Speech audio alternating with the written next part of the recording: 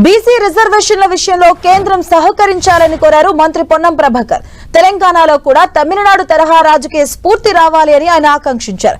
బండి సంజయ్, లక్ష్మణ్ సహా కీలక నేతలంతా కలిసి రావాలని, రేపు ఢిల్లీలో జరిగే ధర్నాను విజయవంతం చేయాలని పిలుపునిచ్చారు మంత్రి పొన్నం ప్రభాకర్. ప్రభుత్వ విప్పులు, ఎమ్మెల్యేలు అందరం కూడా ఢిల్లీకి వెళ్తా ఉన్నాం.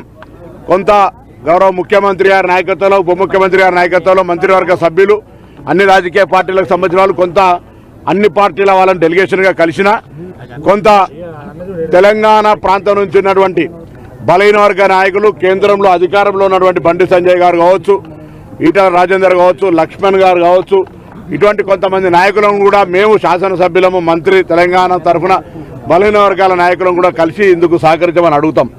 ఈరోజు ఒక చారిత్రాత్మకంగా దేశానికి నిర్దేశం ఇచ్చేటువంటి కార్యక్రమం తెలంగాణలో ప్రారంభమైంది.